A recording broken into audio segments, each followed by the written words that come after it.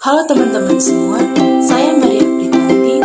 Saya adalah salah satu mahasiswa di perguruan tinggi Institut Keguruan dan Teknologi Larantuka, program studi Teknik Informatika semester 1. Nah, di video kali ini, saya akan membahas salah satu materi fisika yang berkaitan dengan suhu dan kalori. Nah, yang pertama tentang suhu. Kalau kita bicara tentang suhu, maka suhu itu adalah tingkatan atau derajat panas dan dinginnya suatu benda. Jadi suhu adalah ukuran intensitas panas atau dingin suatu benda terkait dengan energi kinetik partikel di dalamnya. Suhu dapat diukur dengan berbagai skala seperti Celsius, Fahrenheit, dan Kelvin. Nah, di suhu ini, kita akan membahas tentang alat ukur dari suhu. Ada yang masih ingat alat ukur dari suhu itu apa? Nah, jadi alat ukur dari suhu itu adalah termometer.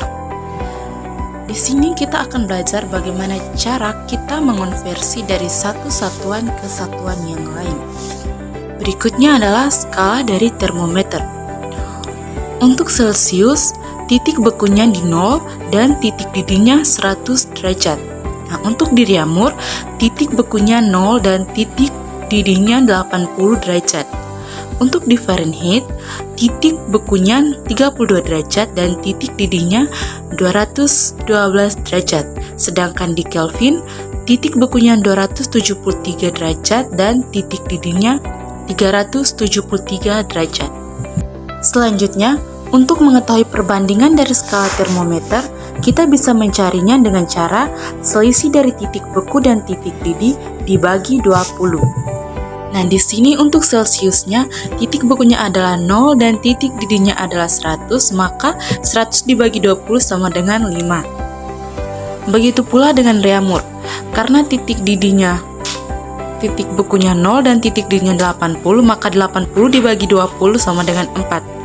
Untuk di Fahrenheit, titik bekunya 32 dan titik didihnya 212, maka selisihnya adalah 180 dibagi 20 sama dengan 9. Sedangkan di Kelvin, titik bekunya 273 dan titik didihnya 373, maka selisihnya adalah 100 dibagi 20 sama dengan 5. Jadi, kita dapat perbandingannya adalah 5 berbanding 4 berbanding 9 berbanding 5. Nah, adapun rumus untuk mengonversi satu satuan ke satuan yang lain. X dikurang X1 per X2 dikurang X1 sama dengan Y dikurang Y1 per Y2 dikurang Y1. Dengan X1 adalah titik beku X, X2 adalah titik didih X, Y1 adalah titik beku Y, dan Y2 adalah titik beku Y.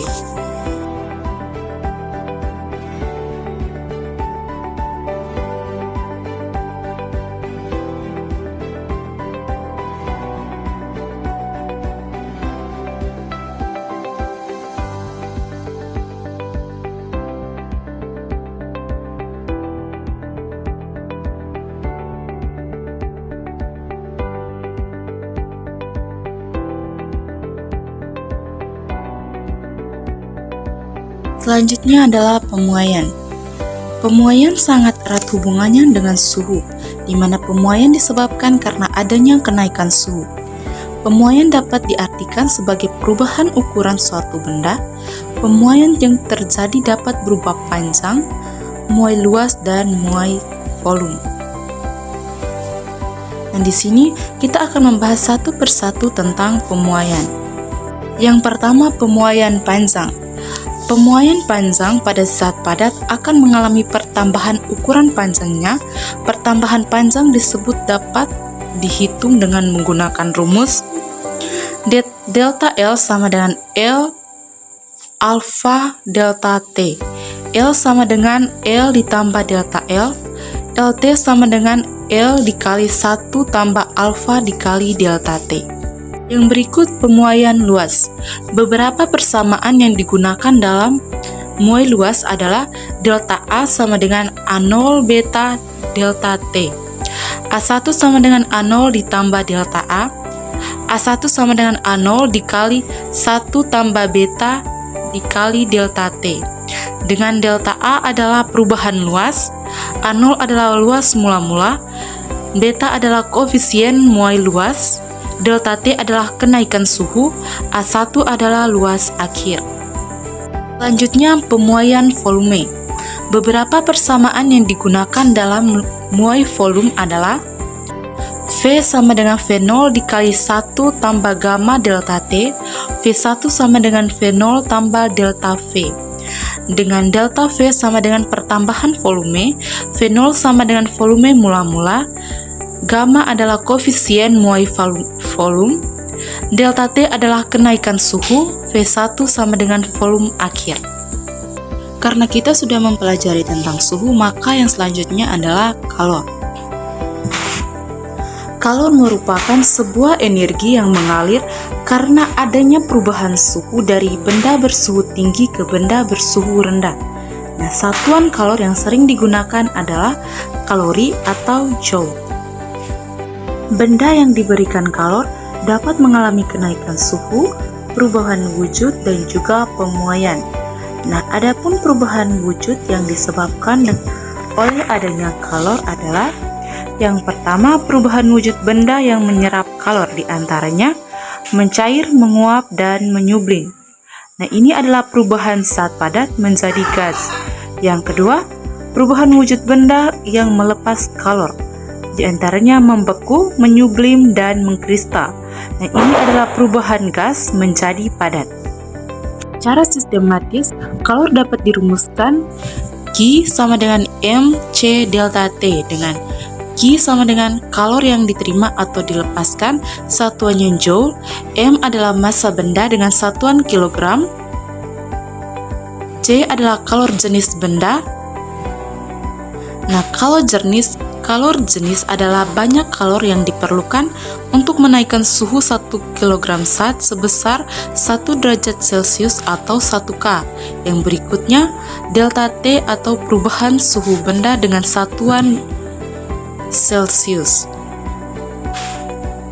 Nah, untuk rumus C sama dengan Q per delta T dan C sama dengan M dikali C, itu adalah rumus untuk menentukan kapasitas dari kalor, dengan C kapital adalah kapasitas dari kalor dengan satuannya joule per derajat Celcius, dan C biasa adalah kalor jenis benda. Jika dua zat yang berbeda suhunya disatukan, maka zat yang lebih tinggi akan melepas kalor, sedangkan zat yang suhunya lebih rendah akan menerima kalor. Nah, jumlah kalor yang dilepas sama dengan jumlah kalor yang diterima. Nah, peristiwa ini dikenal dengan asas Blake. Secara sistematis, asas Blake dirumuskan sebagai Q lepas sama dengan Q terima M1C1 dikali T1 dikurang TC sama dengan M2 dikali C2 dikali TC dikurang T2, dengan M1 adalah massa benda bersuhu tinggi, M2 adalah massa benda bersuhu rendah, C1 adalah kalor jenis benda bersuhu tinggi, C2 adalah kalor jenis benda bersuhu rendah, T1 adalah suhu tinggi, T2 adalah suhu rendah, sedangkan TC adalah suhu campuran. Yang berikut adalah perpindahan kalor. Saat kita memanaskan air terjadi perpindahan kalor. Perpindahannya terjadi secara konduksi pada penutupan C, konveksi pada partikel air, dan radiaksi berupa pancaran api di sekitar kita. Nah, sekarang kita akan membahas satu persatu dari perpindahan kalor tersebut. Yang pertama, konduksi. Konduksi umumnya terjadi pada zat benda yang dapat mengantar panas dengan baik disebut konduktor, sedangkan pengantar panas yang buruk disebut isolator, contohnya seperti kayu. Nah, contoh dari konduksi dalam kehidupan kita sehari-hari adalah saat kita memanaskan sebatang logam, maka ujung dari logam yang lainnya terasa panas.